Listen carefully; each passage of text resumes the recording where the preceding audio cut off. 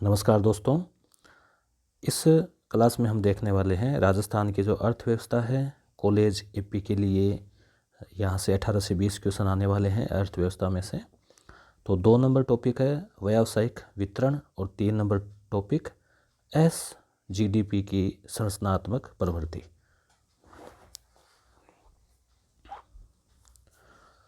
व्यावसायिक वितरण यानी कि किस प्रकार से जो व्यवसाय है, बिजनेस है, काम धंधे हैं, उनका वितरण किस प्रकार से हुआ है। तो जो अर्थव्यवस्था है उसमें सामान्यतः 3 क्षेत्र माने जाते हैं। जैसे कि भाई अर्थव्यवस्था में जो आमदनी होती है वो 3 क्षेत्रों से मानी जाती है। एक तो प्राथमिक, द्वितीयक, तृतीयक। प्राथमिक का मतलब जिसमें कच्चा माल, मूल उत्पाद जो आता है जैसे कृषि और कृषि से जुड़े हुए काम धंधे जैसे पशुपालन वगैरह। द्वितीयक जो है उसमें आ जाते हैं उद्योग धंधे। भाई कृषि से जो चीज़ें आई वो फैक्ट्री में गई, मान लो गेहूँ आया, गेहूँ से बिस्कुट बना। फिर तीसरा उन बिस्कुट को बाज़ार में जैसे बेचा जा रहा है, दुकानों में परिवहन से लाया जा रहा है, तो वो तीसरा क्षेत्र। फिर चौथा और पांचवा क्षेत्र भी माना गया है, हालांकि मुख्यतः 3 ही माने जाते हैं। तो देखते हैं हम क्षेत्रक प्राथमिक या प्रथम, जिसमें कच्चा माल जो है वो मुख्यतः होता है। और प्राथमिक क्षेत्र का जो अर्थव्यवस्था है राजस्थान की, उसमें 28% योगदान है। पॉइंटों आगे पॉइंटों में भी है, आप 28 याद रखें, 28। और वृद्धि जो है गत वर्ष की तुलना में 5% की वृद्धि हुई है। मान लीजिए 100 रुपये अगर प्राप्त हुए इस क्षेत्र से कुल, तो अब की बार 105 रुपये हुए हैं। अब हम देखें इसमें प्राथमिक क्षेत्र में क्या क्या आ जाता है। तो कृषि मतलब खेती बाड़ी। फिर खेत के साथ में आप देखते हो कि किसान पशु भी पालते हैं, तो पशुपालन भी इसमें आ जाता है। जैसे मान लो दूध है, दही है या घी है, तो ये सब पशुपालन में आ जाते हैं। वानिकी मतलब कुछ लोग ऐसे पेड़ पौधे भी लगाते हैं, जैसे मान लो संतरे हैं, नींबू है, आम है, तो इनके बाग बगीचे हैं, तो वो सब वानिकी में आ जाता है। इसके बाद में मछली पालन, ये भी जो नदियों के किनारे रहते हैं तो वो प्राथमिक में आ जाता है। ये खनन और उत्खनन, जैसे ज़मीन से जो कच्चा खनिज निकाला है तो वो उसमें आ जाता है। तो ये प्राथमिक क्षेत्र हुआ। उसके बाद में द्वितीयक क्षेत्र, जिसमें निर्माण का मतलब जैसे मान लो कोई भी चीज़ बन रही है, मकान बन रहे हैं या कोई और काम हो रहा है, तो वो निर्माण है। विनिर्माण का मतलब विशेष रूप से निर्माण, जिनमें ज़्यादा इंजीनियरिंग लगती हो, कोई पुल वगैरह है, बड़ी बिल्डिंगें हैं। उद्योग मतलब फैक्ट्रियों में जैसे कच्चा माल आता है प्राथमिक क्षेत्र से, और फिर यहाँ पर उससे जो तैयार माल, जैसे मान लो कच्चा लोहा आया, फिर वो तैयार हुआ, उससे पंखा बन गया, फ्रिज बन गया, तो उद्योग। तो द्वितीयक क्षेत्र का जो है इसमें निर्मित माल होता है और इसका 27% जो है वो योगदान है। हालांकि हमने कल वाले क्लास में भी देखा था ये चीज़ें। और 6% की इसमें ग्रोथ हुई है। कृषि में 5 की, इसमें 6 की। कृषि 28, ये 27। तीसरा जो क्षेत्र है वो है तृतीयक। तृतीयक में थर्ड क्षेत्र जो है उसमें बचे हुए कार्य, जैसे बैंकिंग। भाई जैसे आपके पास मान लो रुपए आप जमा कराते हो बैंक में, बैंक से आप निकालते हो, लोन लेते हो, तो बैंकिंग किस में आ जाता है? तीसरा क्षेत्र है। बिना तो ये कृषि वाला है, न ये उद्योग है, परंतु सेवा दे रहा है आपको, सेवा दे रहा है, आप वहाँ पैसे जमा कराते हो। तो सेवा का मतलब वो सेवा नहीं है जैसे जो बूढ़े बुजुर्ग की जाती है। यहाँ सेवा का मतलब है कि सर्विस, कि भाई वो अपना मार्जिन लेते हैं और बदले में अपना लाभ कमाते हैं, बदले में आपको सुविधा देते हैं। बीमा, परिवहन में जैसे मान लो गाड़ियों में माल लाना, लोड करके ले जाना, तो वो सेवा क्षेत्र है। संचार, जैसे टेलीफोन संबंधी, मोबाइल वगैरह, इंटरनेट। शिक्षा, शिक्षक पढ़ाता है तो वो सेवा दे रहा है, बदले में वेतन ले रहा है। स्वास्थ्य, डॉक्टर, चिकित्सा, सारा मेडिकल लाइन सब। व्यापार, सारी दुकानें। मनोरंजन, जैसे फिल्में वगैरह, टेलीविज़न, मोबाइल का सारा काम। लोक सेवा और लोक प्रशासन, जितने भी अधिकारी, कर्मचारी सब, ये सब किस में आ गए? सेवा क्षेत्र में आ गए, ये तीसरे क्षेत्र में आ गए। तो इनका ज़्यादा योगदान है अर्थव्यवस्था में, और ये योगदान बढ़ता जा रहा है क्योंकि ये क्षेत्र बड़े हैं। और जैसे जैसे अर्थव्यवस्था विकसित हो रही है वैसे वैसे इस क्षेत्र का योगदान बढ़ता जाता है। हालांकि ऐसा नहीं कि कृषि कमज़ोर होने से ज़्यादा होगा विकास, मगर ओवरऑल जो कमाई है वो इस क्षेत्र से ज़्यादा होती है, इसलिए ये सूचक होता है। तो इस क्षेत्र में काम करने वाले लोगों को सफ़ेद कॉलर, वाइट कॉलर, जैसे जो शर्ट होता है उसकी जो कॉलर होती है, मतलब ज़्यादातर जो लोग हैं, मान लो शिक्षा में है, स्वास्थ्य में है, वकील है, व्यापारी है, तो वो सफ़ेद कपड़े पहनते हैं, ऑफिशियल ड्रेस। तो वो एक परंपरा बन गई है, एक मतलब इनको प्रतीकात्मक रूप में बोलते हैं सफ़ेद कॉलर। इस क्षेत्र का योगदान 43% है, अर्थव्यवस्था में सबसे ज़्यादा है, सबसे बड़ा क्षेत्र है, और ग्रोथ जो है वो 10% इसमें हुई है गत वर्ष की तुलना में। 3 क्षेत्र समझ में आ गए। अब चौथा क्षेत्र, चतुर्थ क्षेत्र, इसको ज्ञान क्षेत्र भी बोलते हैं। ये सिल्वर कॉलर जॉब हम इसको कह सकते हैं, मतलब इनसे भी थोड़े से ऊपर लेवल के, ज़्यादा आमदनी वाले हैं, ज़्यादा वीआईपी है। तो जैसे कर सलाहकार, टैक्स कंसल्टेंट, बड़े सीए वगैरह, फंड प्रबंधक वगैरह जो बताते हैं म्यूचुअल फंड में लगाओ, यहाँ लगाओ, वो लगाओ, ब्रोकर शेयर में बड़े जो है, और सॉफ्टवेयर डेवलपर है। तो ये हालांकि है तो सेवा क्षेत्र का हिस्सा, पर इसी में ये थोड़ा सा और हाई लेवल का हो गया। और पांचवा जो है वो इनसे भी हाई लेवल, हालांकि वैसे क्षेत्र 3 ही माने जाते हैं, पर चौथे पांचवें में भी आपको ध्यान में रहे। इनको गोल्ड कॉलर प्रोफेशन बोलते हैं, सोने की कॉलर, मतलब और ज़्यादा वीवीआईपी, बड़े कानूनी सलाहकार, बड़े वैज्ञानिक, उच्च वेतन वाले कार्मिक, वो आदि सब इसमें आ जाते हैं। तो 5 क्षेत्र हो गए, क्लियर हो गए आपके। गुलाबी कॉलर का भी कोई है क्या? जैसे भी आपने चुनाव में देखा पिंक बूथ थे, तो वैसे यहाँ गुलाबी कॉलर का भी अगर देखें तो जैसे ब्यूटी पार्लर में काम करने वाले जो लोग हैं, यानी कि बड़े स्तर के पार्लर, फूल, बड़े स्तर पे फूल वगैरह का काम, बुके वगैरह का, डे केयर नर्स वगैरह है, तो ये गुलाबी कॉलर के काम है। तो क्वेश्चन तो हालांकि यहाँ से बनने का कोई नहीं है चांस, पर मगर यहाँ से जो है ये जो प्राथमिक, द्वितीयक, तृतीयक क्षेत्र, इसमें कौन सा शामिल है ये आ सकता है, कौन सा ज़्यादा है ये आ सकता है। अब यहाँ से भी देखिए इम्पोर्टेंट है, थ्रस्ट सेक्टर, कोर सेक्टर और सूर्योदय, सनराइज। पहले हम इसको देखते हैं, सनराइज उद्योग क्या है। सूर्योदय, जैसे सुबह सुबह सूर्योदय होता है, यानी कोई चीज़ उगती हुई, उभरती हुई, तो फिर आगे वो तेज़ी से चमकता है, तो ऐसे उभरते उद्योग है ये, उनको सनराइज उद्योग बोलते हैं। जैसे आईटी, सूचना प्रौद्योगिकी एक नया ही है, पिछले 15-20 सालों में बड़ा तेज़ी से उभर रहा है, और भी उभरेगा। इंटरनेट है, इंटरनेट से जुड़े हुए काम धंधे हैं, सूचना प्रौद्योगिकी। स्वास्थ्य, स्वास्थ्य के क्षेत्र में भी अपार संभावनाएं हैं, इससे जुड़े हुए जो उद्योग है, चाहे वो मेडिकल का हो, दवाइयाँ का हो, अनुसंधान का हो। मछली, रिटेल, रिटेल जो खुला जो होता है ना रिटेल में, टेलीकॉम, ये इसी में आ गया, टेलीकॉम आईटी से। फूड प्रोसेसिंग, जैसे भोजन है तो उसको प्रोसेस करके और उसको, जैसे मान लो बेकरी का काम हो गया, बिस्कुट वगैरह का और का चीज़ों का। बुनियादी ढांचागत, जो बुनियादी ढांचा का मतलब जैसे सड़कों से संबंधित, बिजली से संबंधित, वो सब चीज़ें। तो इससे जुड़े हुए जो उद्योग आते हैं ना, उनको सनराइज या सूर्योदय बोलते हैं। तो आईटी, स्वास्थ्य, ऐसे आप याद रखना 1-2।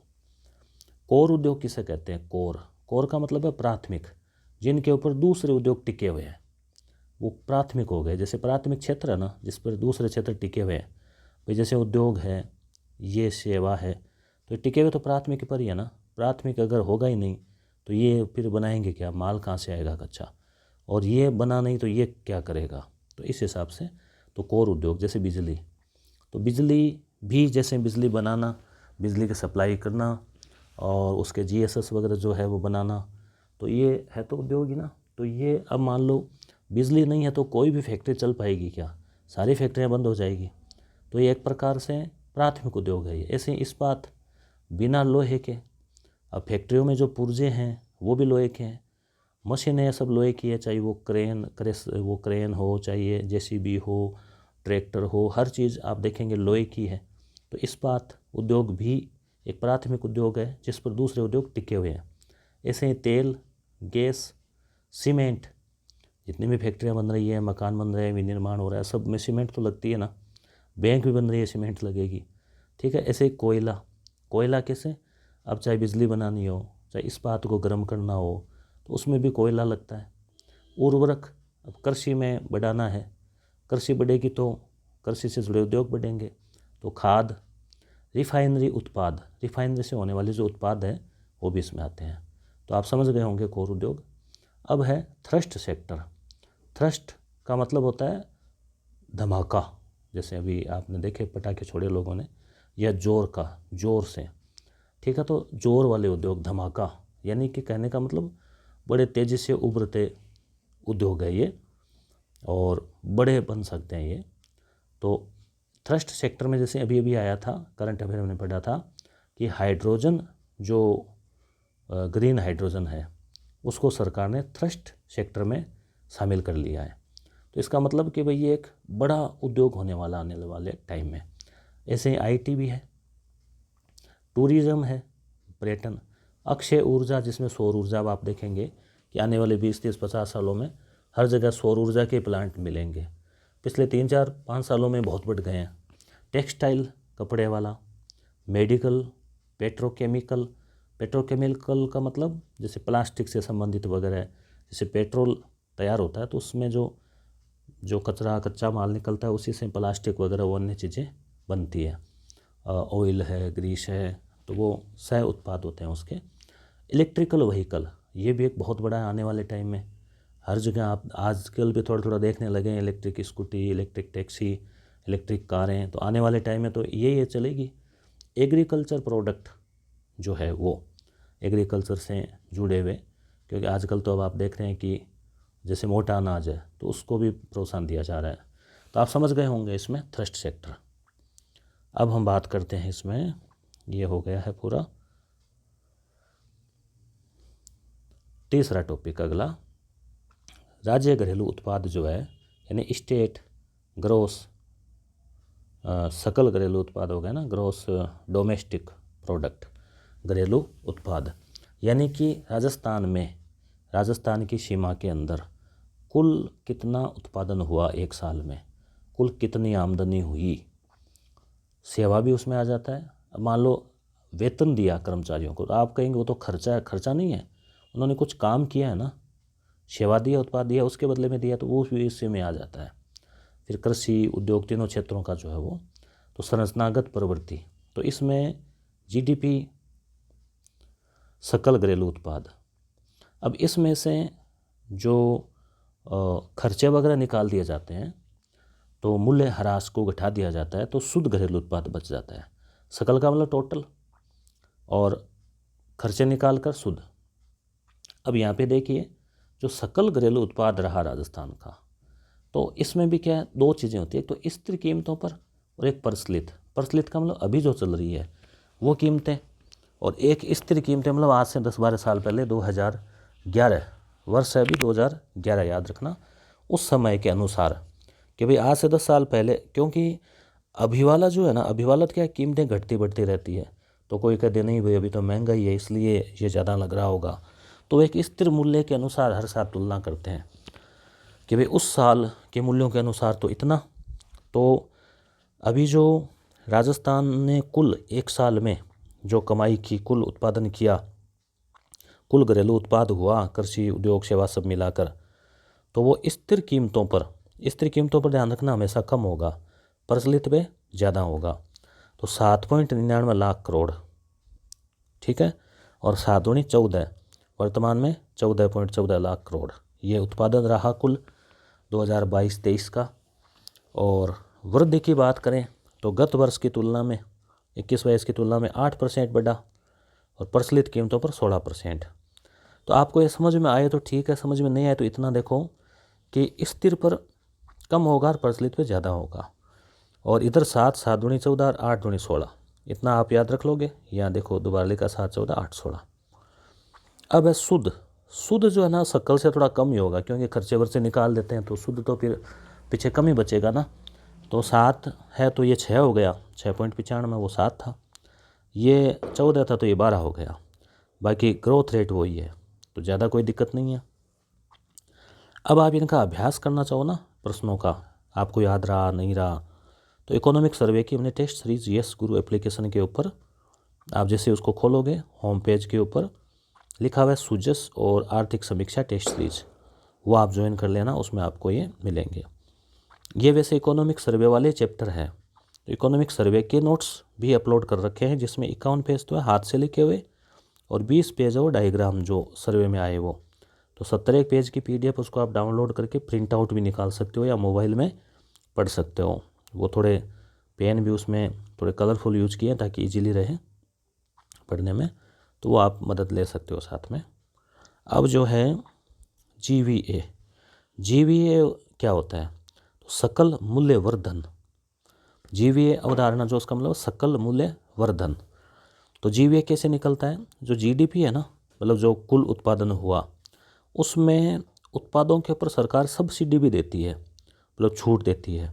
जैसे मान लो सिलेंडर LPG है, अब मान लो सिलेंडर के रुपए दिए आपने 1100 और सरकार ने 200 रुपये आपके खाते में जमा कर दिए, तो कंपनी तो मान लो 1100 ले रही है, सरकार अपने जेब में से, अपनी जेब का मतलब सरकार अपने जो राजस्व वे है ना उसमें से जो 200 रुपये निकाल के आपको दे रही है कि भाई आपके कम लगे, आपके 900 में पड़ जाए, तो सब्सिडी बोलते हैं उसको, छूट।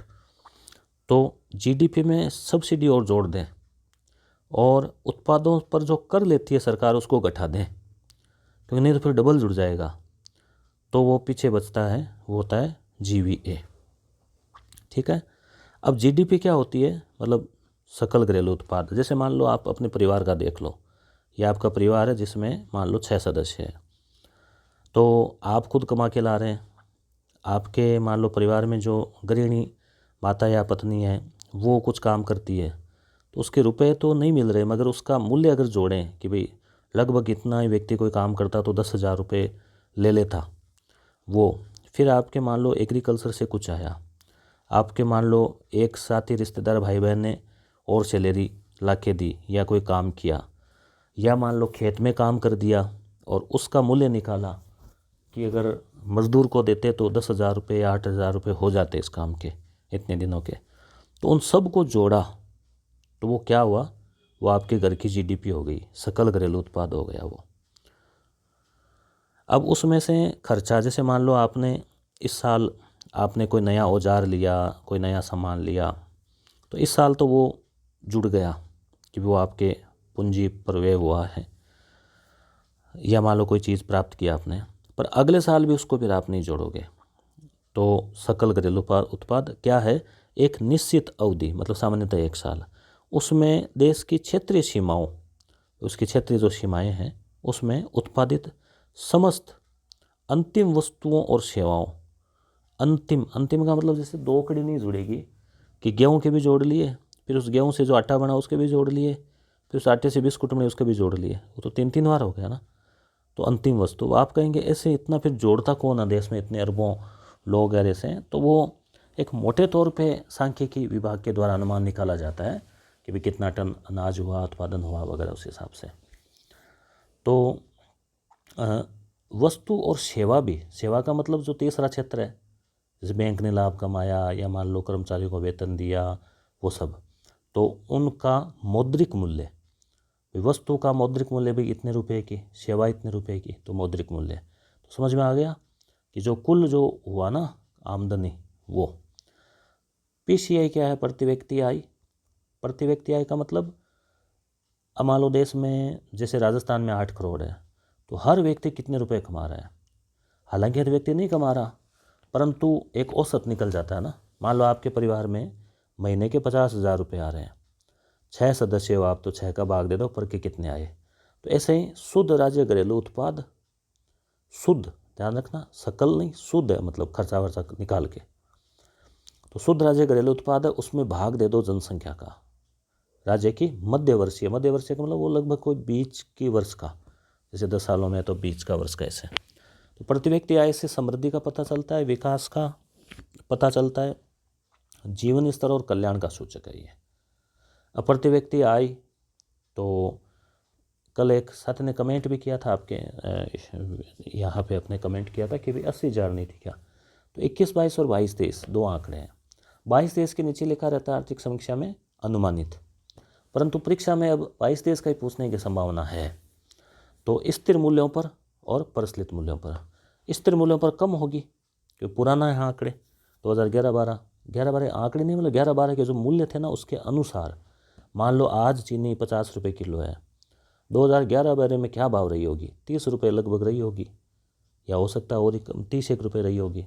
तो ऐसे ही वो स्थिर मूल्य उस टाइम के, तो स्थिर मूल्यों पर कम रहेगी तो 21-22 में 80,000 और 22-23 में 86,000।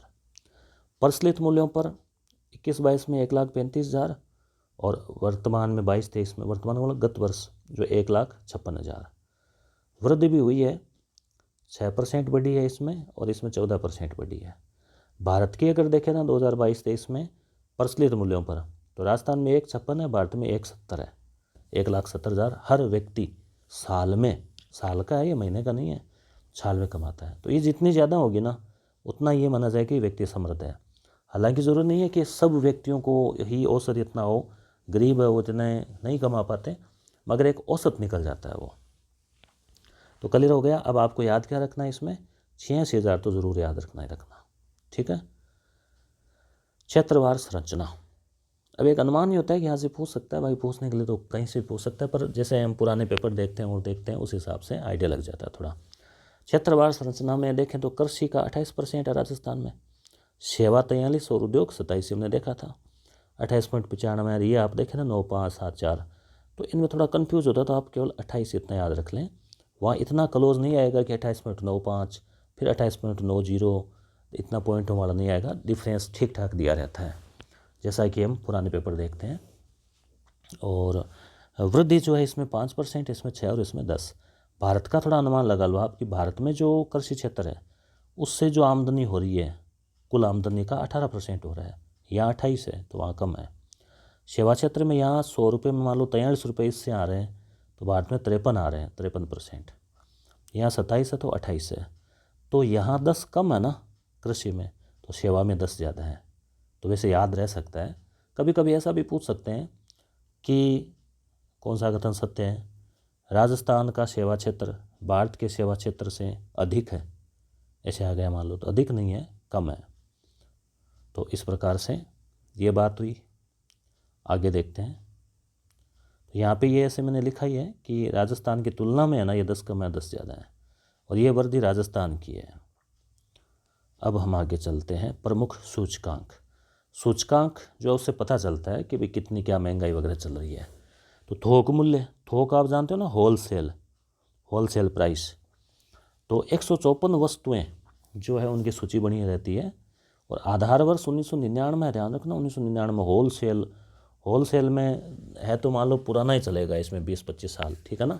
उस समय के जो भाव थे ना, मान लो 100 रुपये, उस समय का 100, तो उसकी तुलना में आज, तो कल उसमें 388 था।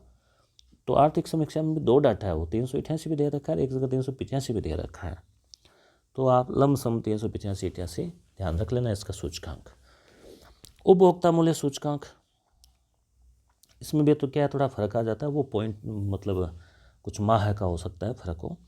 उपभोक्ता, जैसे हम क्या है, कोई चीज़ बाज़ार से लाए, उसको काम में ली, भाई आपने पंखा खरीदा और आप पंखे की हवा खा रहे हैं, तो आप उपभोक्ता हो गए ना।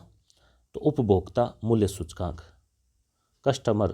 कंज्यूमर प्राइस इंडेक्स, तो ये खुदरा मूल्य के ऊपर होता है। खुदरा का मतलब जो नॉर्मल दुकान से मिलता है, एक तो होता है होलसेल प्राइस, एक खुदरा प्राइस रिटेल। तो इसके 4 प्रकार है उपभोक्ता वाले के। भाई उपभोक्ता कौन है, एक तो औद्योगिक श्रमिक जो उद्योग धंधों में काम करते हैं, मतलब ज़्यादातर इन्हीं पर लोड पड़ता है ना, भाई गरीब व्यक्ति है उसी को लोड पड़ेगा ना, तो क्या प्राइस चल रही है महंगाई उस हिसाब से। एक हो गया कृषि श्रमिक जो खेती में काम करते हैं, वो एक तो फैक्ट्री में काम करते हैं, खेती में काम करते हैं।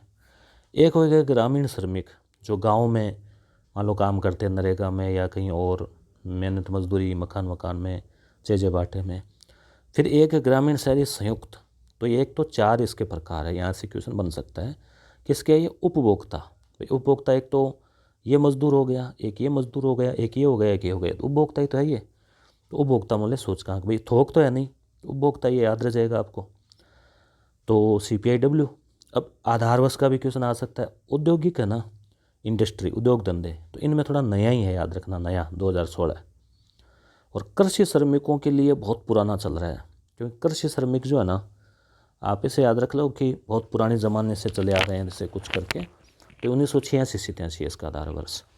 ग्रामीण श्रमिकों हेतु और ये मिक्स, इनके लिए आधार वर्ष 2012 है, ठीक है। जबकि स्थिर मूल्यों वाले में 2011 है और एक में वो 99 है, किसमें, थोक मूल्य में। तो ये आपको 5 वर्ष याद रखने हैं, 99, 86-87, 16, 12, 11। तो ये जो 3 सूचकांक है वो तो जारी करता है श्रम ब्यूरो, और ये सप्ताह में जारी किए जाते हैं, प्रति सप्ताह है। श्रम ब्यूरो शिमला, हिमाचल में शिमला। ये जो है ना ग्रामीण और शहरी संयुक्त, ये NSO, पहले NSSO हुआ करता था, राष्ट्रीय सांख्यिकी जो है ना ऑर्गेनाइजेशन सा कुछ था। अब NSO कर दिया, एक ऐसा हटा दिया उसका, राष्ट्रीय सांख्यिकी कार्यालय NSO नई दिल्ली। तो ये संयुक्त वाला NSO करता है जारी, ठीक है। औद्योगिक श्रमिकों के सूचकांक हेतु 3 केंद्र है राजस्थान में।